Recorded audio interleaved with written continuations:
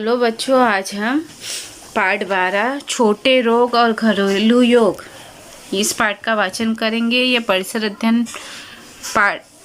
अध्ययन भाग 1 में का पाठ है। पाठ का नाम है छोटे रोग घरेलू योग। तो छोटे रोग अर्थात छोटे मोटे रोग जैसे सर्दी, खांसी, जुकाम, ऐसे रोग, ठीक है। और घरेलू योग मतलब उसका उपचार, घर में हम कैसे उपचार करते हैं ऐसे। तो यहाँ पर हम चित्रों को देखते हैं। पहले यहाँ चित्र देखो और फिर हम नीचे दिए गए प्रश्नों के उत्तर देखते हैं।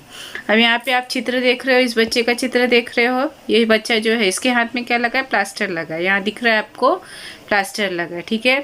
इस बच्चे के हाथ में प्लास्टर किस लिए लगा है?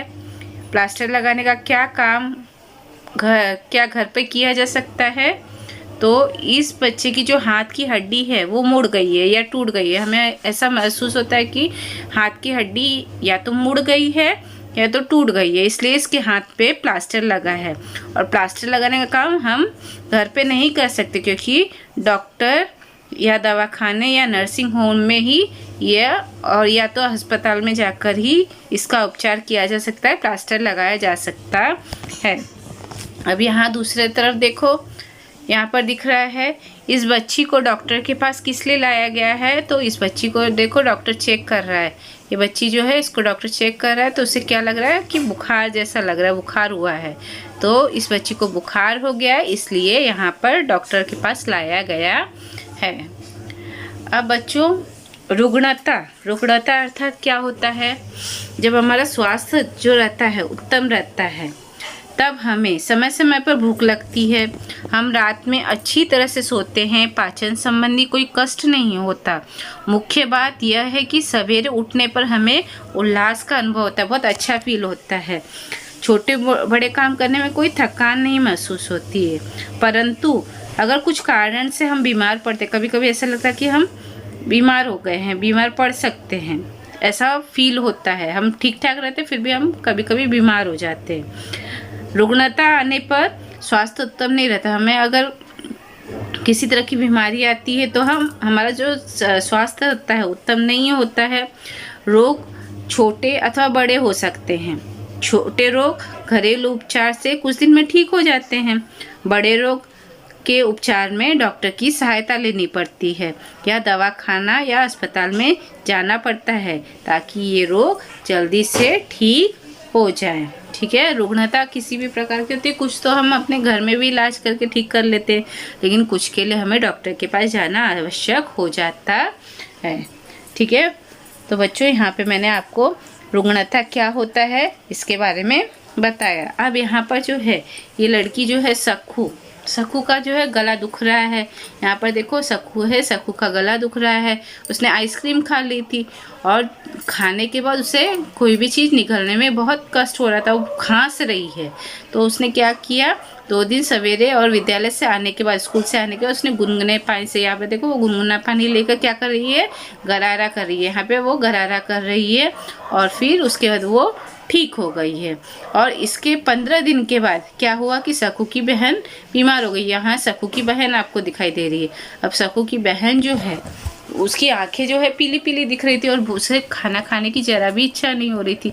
तो उसकी माँ उसे कहाँ ले गई, डॉक्टर के दवाखाने में ले गई और डॉक्टर ने उससे क्या बताया, उसे पीलिया हुआ। सकू की बहन को क्या हो गया है, पीलिया हुआ, इसलिए उसे डॉक्टर की ज़रूरत है, ठीक है। तो कुछ यहाँ पर भी हमें पता चलता है कुछ रोग जो होते हैं वो हम घर में ठीक कर सकते हैं। जैसे सखू का गला दुख रहा था, उसने गरारा कर लिया तो उसका गला ठीक हो गया। लेकिन यहाँ पर सकू की बहन बीमार हो गई। सकू की बहन जब बीमार हो गई तो उसे उसे डॉक्टर को दिखाना पड़ गया। अब आगे हम देखते हैं, जब डॉक्टर को दिखाया तो उसकी बहन 3 हफ्ता आराम करने के बाद उसे आराम हो गया और डॉक्टर ने कुछ उसे खाद्य पदार्थ खाने के लिए, जैसे कुछ घी तेल ये सब चीज़ें खाने के लिए मना किया है, ठीक है। तो बच्चों, ये सब चीज़ें आपको जाननी चाहिए कि कुछ रोग ऐसे होते हैं जो कि घर में ही ठीक हो जाते हैं, कुछ रोग जो होते हैं वो हमें डॉक्टर के पास ही जाने पड़ते हैं। ठीक करने के लिए डॉक्टर के पास ही जाना पड़ता है। अब घरेलू उपचार जो होते हैं, घरेलू उपचार वो शीघ्र ठीक होने वाले रोगों के लिए घरेलू उपचार किए जाते हैं। ऐसे उपचार की जानकारी घर के बहुत जो बुजुर्ग होते हैं, वरिष्ठ होते हैं, अनुभवी व्यक्ति होते हैं, वो लोगों को इसकी जानकारी होती है।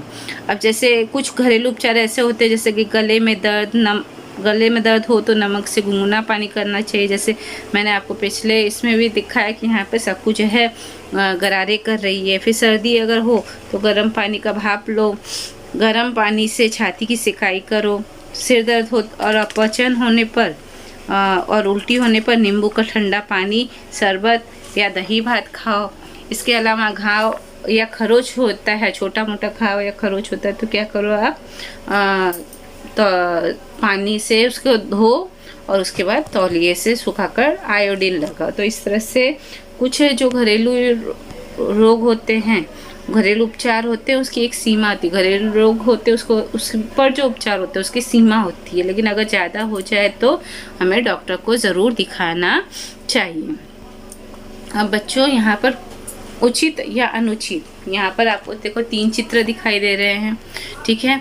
अब 3 चित्र जो हैं इसमें कुछ आपको जानकारी दी गई, जैसे कि ये श्रीपति है, ठीक है। श्रीपति और उसकी बहन तारा दोनों क्या कर रहे थे, खेत में काम कर रहे थे। अचानक श्रीपति को क्या हुआ, सांप ने डस लिया। यहाँ देखो आपको चित्र में दिखाई दे रहा है कि सांप ने उसे डस लिया और सांप डसने के बाद सांप तुरंत रेंगते हुए निकल गया। यहाँ पर देखो सांप जा रहा है, तो दोनों ने सांप को अच्छी तरह देखा भी नहीं और सांप ने डसा तो श्रीपति क्या हो गया, डर गया। हम भी ऐसे होता है कि कभी कभी सांप को देखकर डर जाते हैं, ऐसे दूर से ही हमें सांप दिखाई दे तो हम देखकर डर जाते हैं और वो जोर जोर से चिल्लाने लगा। यहाँ देखो श्रीपति चिल्ला रहा है और आसपास के लोग, वहाँ पर जब श्रीपति चिल्लाने लगा तो आसपास के लोग दौड़ दौड़ के आने लगे। तारा कह रही है, उसकी तारा जो है वो कह रही है कि इसे कहाँ ले जाओ, तहसील के मुख्यालय ले जाना चाहिए, ठीक है।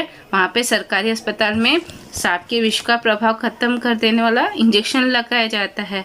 और पर इस तारा की बात ने किसी ने नहीं मानी। लोग कहाँ ले गए उसे, हड़बड़ी में बैलगाड़ी में देखो यहाँ बैठा के कहाँ ले जा रहे उसे, गांव के मंदिर में ले गए। और गांव के मंदिर में मांत्रिक ओझा को बुलाकर उन्होंने क्या करवाया, नीम की पत्तियों पे सुला दिया।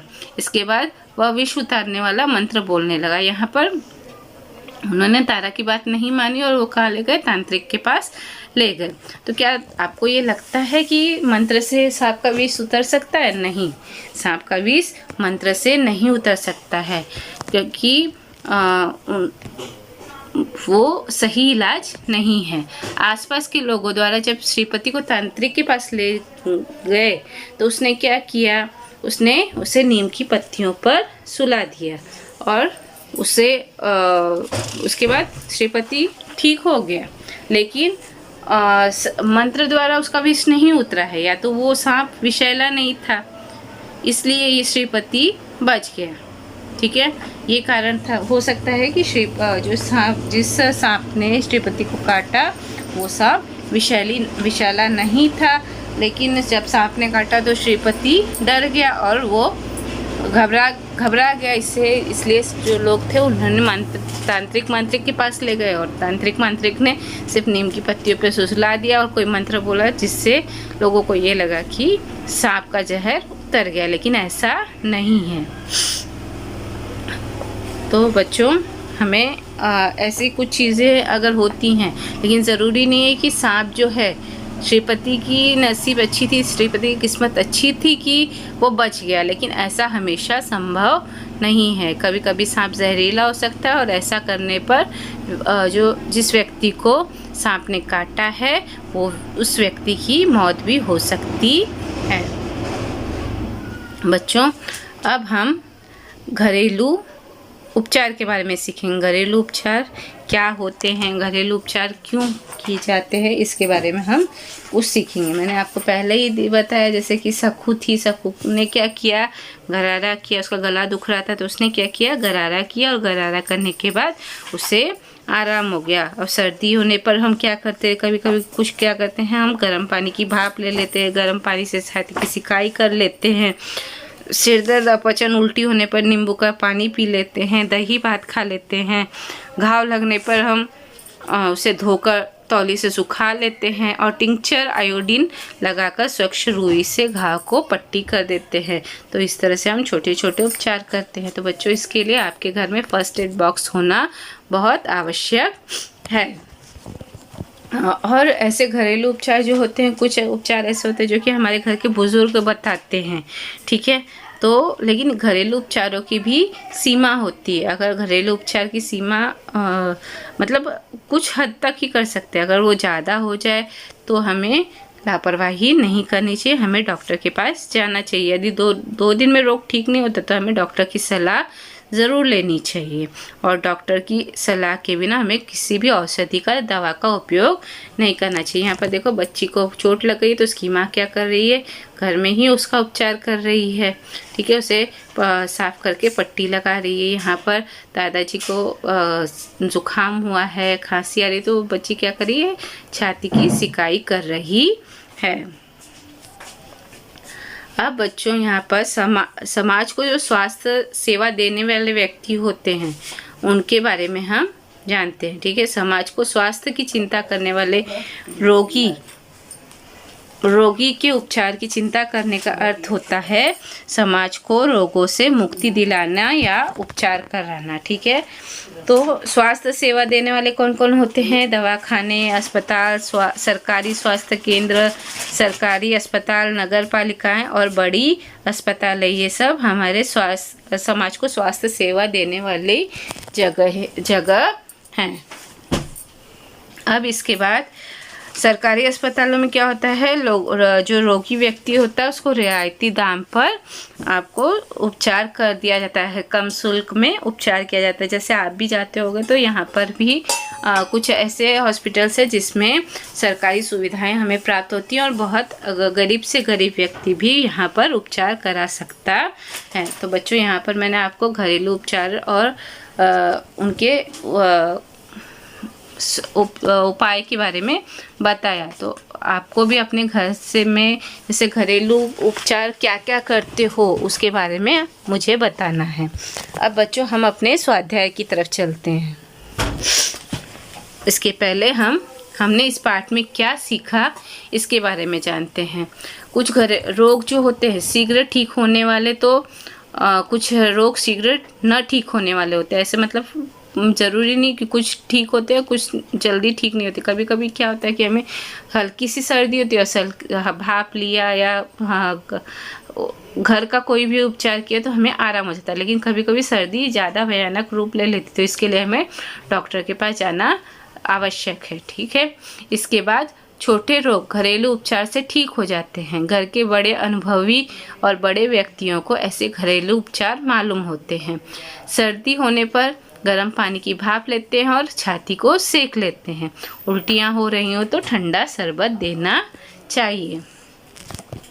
बच्चों, इस बात का सदैव आपको ध्यान रखना चाहिए कि तंत्र मंत्र, भभूत धुनी, ताबीज, धागे इत्यादि से रोग ठीक नहीं होते।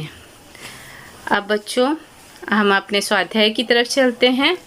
बच्चों, आप बताओ कि अगर ऐसा होता है तो आप क्या करोगे? प्रश्न है, हेलन मुंबई के एक विद्यालय में चौथी कक्षा में पढ़ती थी। एक दिन विद्यालय में घर जाते समय किसी वाहन का धक्का लगने पर वह गिर पड़ी और बेहोश हो गई और उसके पैरों में गंभीर चोट लग गई। तो इसके लिए आप ऐसा अगर स्थिति आती तो क्या आप क्या करोगे? तो आपका उत्तर होना चाहिए कि हेलन को हम शीघ्र ही अस्पताल ले जाएंगे, उसके पैरों को हिलने डुलने नहीं देंगे, तुरंत डॉक्टर को बुलाने की कोशिश करेंगे। इसके बाद हेलन के घर वालों को सूचना देंगे। अपनी ओर से उसकी जो भी संभव हो सके हमें मदद करनी चाहिए। अब यहाँ पर आगे प्रश्न है जिनके उत्तर मैं आपको आगे बताती हूँ। प्रश्न पहला है, अड़ुसे की पत्तियों का काढ़ा अर्क किस लिए उपयोगी होता है? अब जो अड़ुसे की पत्तियाँ होती हैं उसका काढ़ा या अर्क बनाने पर वो सर्दी खांसी के उपचार के लिए उपयोगी होता है। ये एक घरेलू रोगों का योग है, घरेलू रोग का योग है, ठीक है, उपचार है। अब दूसरा है सर्दी के क्या लक्षण हैं। तो सर्दी के जो लक्षण हैं, नाक से पानी बहना, सिर दर्द होना, आंखें लाल होना, सांस लेने में थोड़ी सी परेशानी होना, शरीर में दर्द होना, बार बार छींक आना, हल्का सा बुखार हो जाना, ये सब सर्दी के लक्षण होते हैं। बाम का उपयोग किस लिए किया जाता है। बाम का उपयोग जो होता है शरीर में होने वाली पीड़ा, सिर दर्द इत्यादि में अस्थायी या थोड़ा सा आराम पाने के लिए बाम का उपयोग किया जाता है। मतलब हमेशा के लिए नहीं। अगर हमेशा दर्द रहे, सिर दर्द रहे या पीड़ा रहे, ज़्यादा दिन रहे, तो हम इसका ये स्थायी उपचार नहीं है, ठीक है। तो इसके लिए हमें डॉक्टर के पास जाना चाहिए। लेकिन बाम किस लिए लगाया जाता है, अगर कभी कभार हमें सिर दर्द हो गया या शरीर में पीड़ा हो गई तो उसके लिए अस्थायी रूप से उपचार के लिए इसका उपयोग किया जा सकता है। बुखार उतरने का क्या लक्षण है। तो पसीना होना, मुंह का फीका फीका लगना, ये बुखार उतरने का लक्षण है। ये सब तो आपको भी फील होता होगा, आपको भी ऐसा महसूस हुआ होगा कभी। अगर आपको बुखार हुआ है तो उसके बाद जब बुखार उतरने लगता है तो पसीना अपने आप आने लगता है और हमारा मुंह जो है फीका फीका लगने लगता है। अब बच्चों यहाँ पर आपको तालिका पूर्ण करनी है। यहाँ पर कुछ रोगों के नाम दिए गए हैं। यहाँ पर पहला रोग है सर्दी, दूसरा चिकनगुनिया, तीसरा टाइफाइड, चौथा खेलते समय गिरने के कारण छिल जाना, पांचवा पेट में दर्द होना, छठा मलेरिया, सातवां गर्म तवे से उंगलियों का झुलसना, आठवां पैर में मोच आना। इनमें से कौन से रोग जो है ठीक होने वाले और कौन से ठीक न होने वाले, इस आधार पर आपको तालिका पूर्ण करनी है। मतलब यहाँ पर 2 कॉलम्स बने हैं, 2 तालिकाएं बनी है जिसमें आपको इन रोगों को बांटकर लिखना है। तो हम यहाँ तालिका को पूर्ण करते हैं।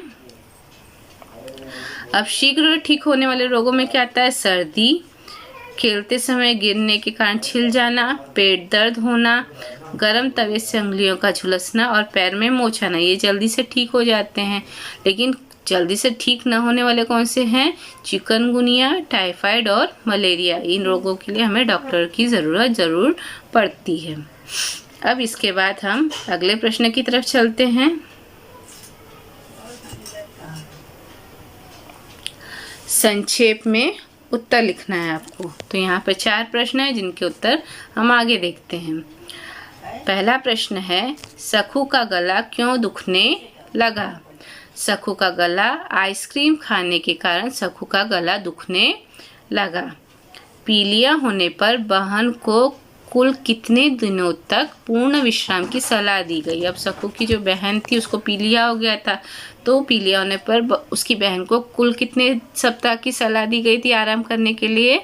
3 सप्ताह की, और मतलब 21 दिनों तक उसे पूरा आराम करने की सलाह दी गई थी। सर्दी का घरेलू उपचार क्या है। सर्दी का घरेलू उपचार है छाती को सेकना और सोने के पहले गर्म पानी की भाप लेना। ये सर्दी के घरेलू उपचार हैं। हमारा चौथा प्रश्न है क्या डॉक्टर की सलाह लिए बिना पेट में लेने वाली औषधि का उपयोग करना चाहिए। नहीं, कभी भी नहीं करना चाहिए। हमें डॉक्टर की सलाह लिए बिना पेट में ली जाने वाली औषधि का उपयोग नहीं करना चाहिए, क्योंकि कभी कभी हम अपने अंदाजे से दवा ले सकते हैं, उसका हमें रिएक्शन हो सकता है। 5वां प्रश्न है क्या तांत्रिक मांत्रिक को श्रीपति के ठीक होने का श्रेय मिलना चाहिए। तो नहीं, श्रीपति के ठीक होने का श्रेय तांत्रिक मांत्रिक को कदापि मिलना नहीं चाहिए। तो बच्चों यहाँ पर हमने अपने प्रश्नोत्तर को ख़त्म किया है। अब इसके बाद आपको क्या करना है, इन सारे प्रश्नों को अपनी कॉपी में लिखना है और कॉपी में लिखने के बाद अपनी शिक्षिका को दिखाना है। अब हम अपने रिक्त स्थान की तरफ चलते हैं। रिक्त स्थान यहाँ ऊपर देखो दिया है। सखू की बहन की आंखें खाली जगह दिख रही थी, तो उसकी उत्तर में क्या आएगा। सखू की बहन की आंखें पीली पीली दिख रही थी। दूसरा प्रश्न है खाली जगह के डसने के कारण श्रीपति बहुत ही घबरा गया। तो किसके डसने के कारण। सांप के डसने के कारण श्रीपति बहुत ही घबरा गया। फिर तीसरा प्रश्न है धोकर स्वच्छ किए गए घाव को खाली जगह करके उस पर टिंचर आयोडीन लगाना चाहिए। तो उसका उत्तर क्या आएगा? धोकर स्वच्छ किए गए घाव को सुखाकर उस पर टिंचर आयोडीन लगाना चाहिए। तो बच्चों यहाँ पर हमने स्वाध्याय के प्रश्नों को समाप्त किया है। अब आपको सारे प्रश्नों को पहले पाठ का वाचन करो, उसके बाद फिर हमने क्या सीखा पढ़ो, और उसके बाद फिर सारे प्रश्नों को अपनी कॉपी में लिखो और उसको याद करो।